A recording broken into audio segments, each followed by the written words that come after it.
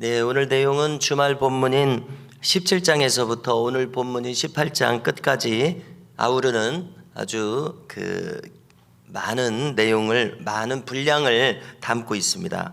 먼저 17장과 18장의 요점을 간단하게 말씀을 드리면은 에브라임 지파에 미가라고 하는 사람이 있었습니다.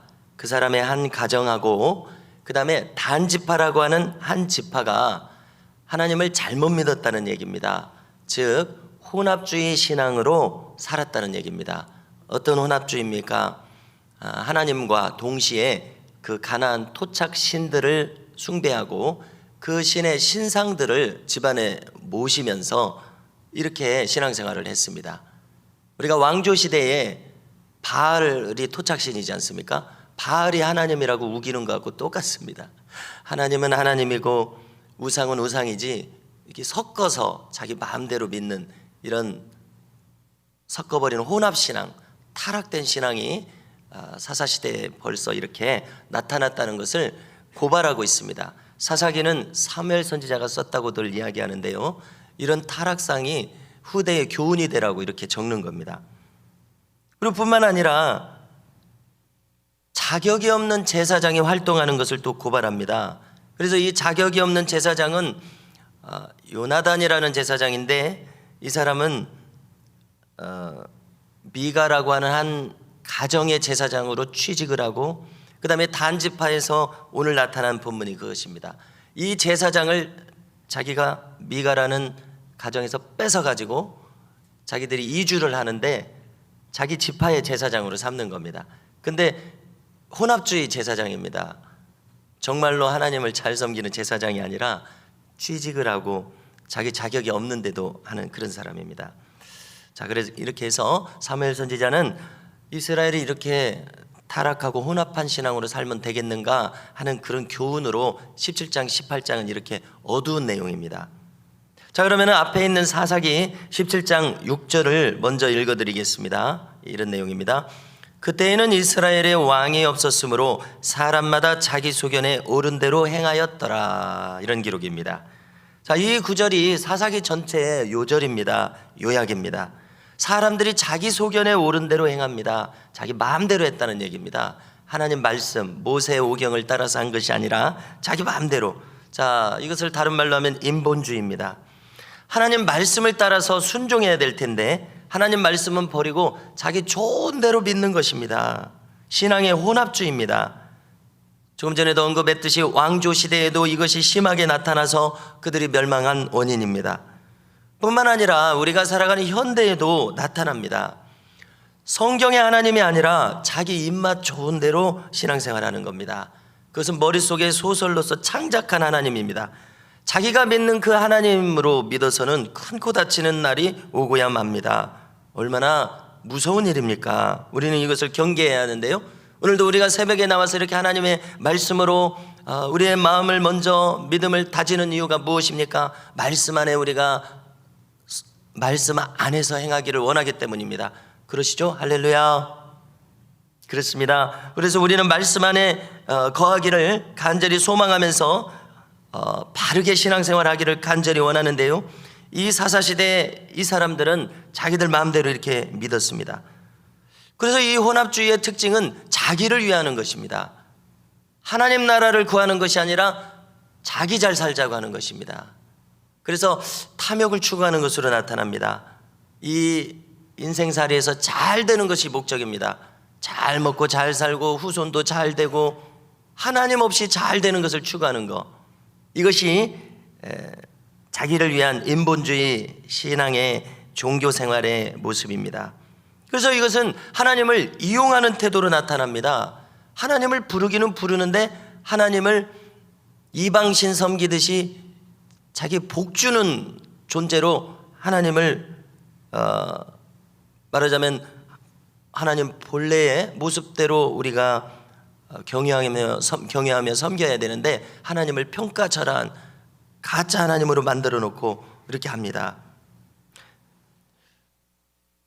여기 이 17장 18절을 보니까 에브라임 지파 미가라는 사람의 이 한 가정을 중심으로 이 이야기가 펼쳐집니다. 이 정체불명의 신앙이 어디서 왔느냐는 것을 우리가 생각할 때에 이스라엘 민족에게 흐르고 있는 하나님을 믿는 신앙과 그들이 이제 가나안에 정착한 이 토착 신앙이 혼합된 것입니다. 그래서 자기 편의대로 섞어서 신앙생활을 합니다. 아무튼 이것은 하나님을 이용하는 것이므로 참된 신앙이 될 수 없습니다. 하나님의 말씀을 버리고 어떻게 하나님을 바르게 섬기는 것이 가능하겠습니까?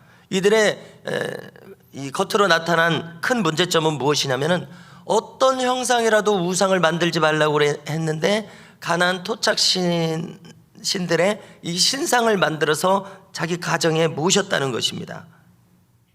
이렇게 믿어도 되겠지 하는 이런 자기 나름의 착각을 현실화시킨 것입니다. 그러므로 우리는 우리 하나님의 말씀에서 알려주신 대로 믿어야 되겠다는 이런 굳은 결단이 우리에게 늘 있어야 합니다. 하나님 성경에서 말씀한 대로 예배하고 말씀한 대로 헌신하고 말씀한 대로 살아야 하겠다는 굳은 결심이 필요합니다. 우리가 말씀을 나누면서 일전에 성경의 요약을 마태복음 6장 33절로도 할 수 있다는 것을 나누지 않았습니까? 읽어드립니다. 너희는 먼저 그의 나라와 그의 의를 구하라. 그리하면 이 모든 것을 너희에게 더하시리라. 할렐루야. 우리는 이 말씀대로 하나님 나라의 의를 먼저 구하면서 모든 것을 행할 때에 틀림없이 바르게 행할 수 있으리라 믿습니다. 17장을 간단히 요약하면요, 에브라임 지파의 산지에 미가라는 사람이 살고 있었습니다. 미가라는 이름은 뜻이 참 좋습니다. 누가 하나님이냐 이런 뜻이거든요. 그러니까 좋은 뜻입니다. 그런데 이 어머니는 아주 갑부였습니다. 어머니가 난리를 칩니다. 은 1100세겔이 없어졌다고 난리를 칩니다. 누가 다 도둑질을 한 것입니다. 그런데 그 도둑놈이 누구냐면 아들입니다. 미가라는 사람입니다. 아주 그 도둑놈을 저주합니다. 엄청난 그 저주를 했겠죠. 막 그 지옥에나 가라 이런 식으로 저주를 했을 것입니다. 뒤로 넘어져도 코가 깨져라 이런 식으로 저주를 했을 겁니다. 자, 이렇게 막 저주를 퍼붓자 정말 자기 인생이 정말 그 저주가 임할 것 같은 그런 마음이 들었는지 자기가 가져갔다고 얘기를 합니다. 실토를 합니다. 그러자 이 어머니는 어떻게 하냐면 이 아들에게 막 퍼부은 저주가 실제로 실현될까 봐 두려워서 하나님의 복을 빕니다. 그런데 이 복을 비는 방법이 잘못되었습니다. 다시 되찾은 이 은을 가지고 가서 은장색에게 맡겨서 은신상을 만들도록 한 것입니다. 은신상은 하나님이 될 수가 없지 않습니까?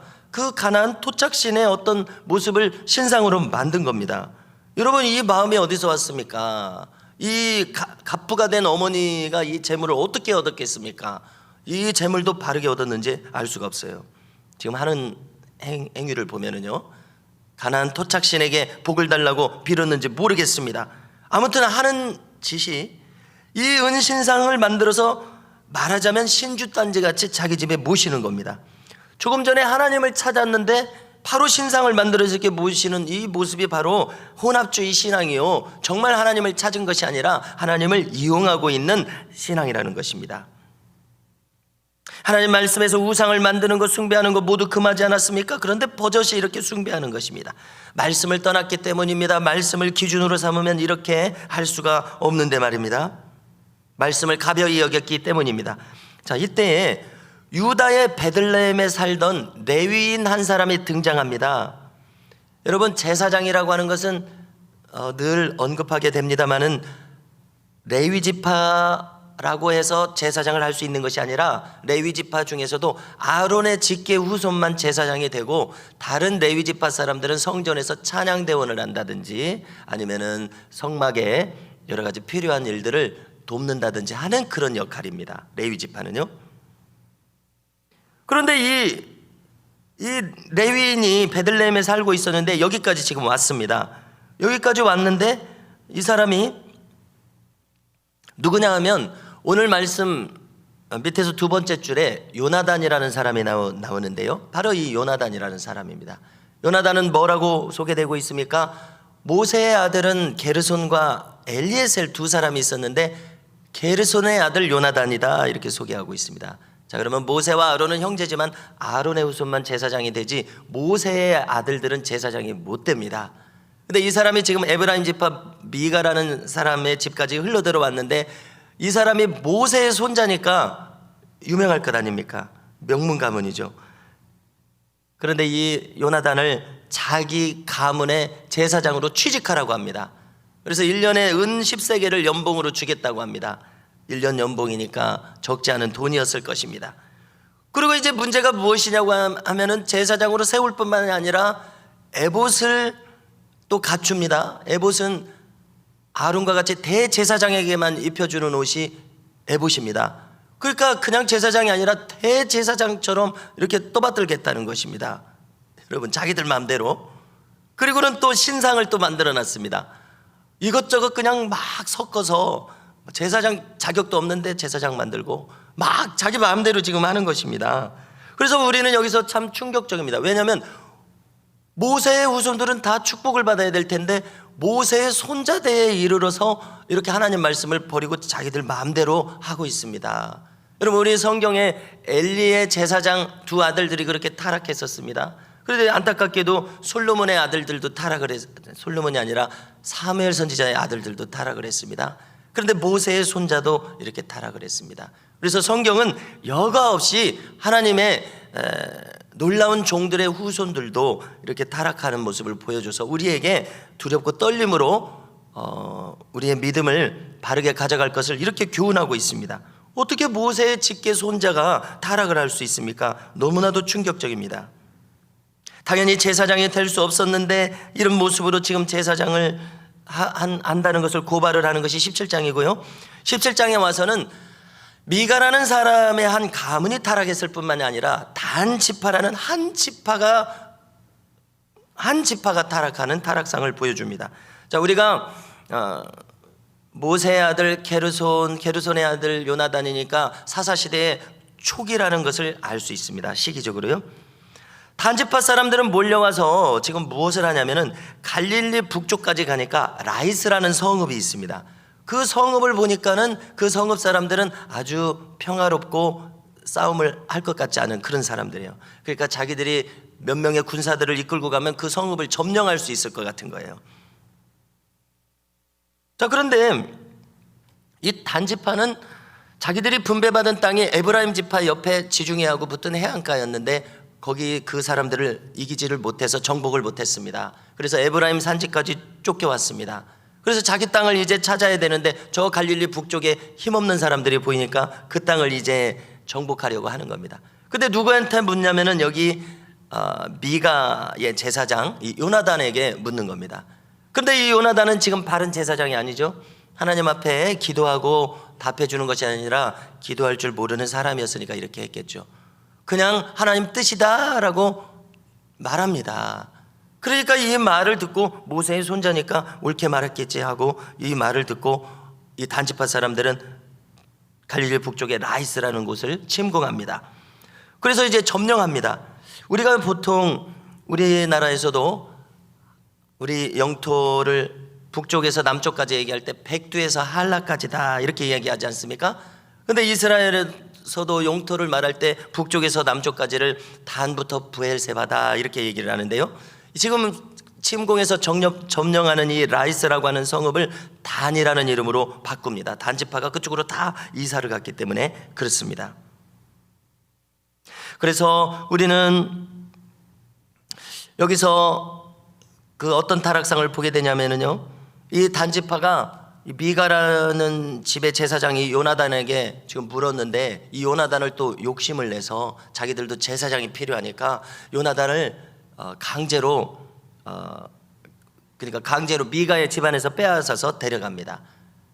요나단에게 뭐라고 그 제안을 하냐면은 한 집안의 제사장 역할하는 것보다 한 지파의 제사장 역할하는 것이 너에게 더 좋지 않느냐 이렇게 얘기를 합니다. 더 많은 대우를 해주겠다는 것이죠.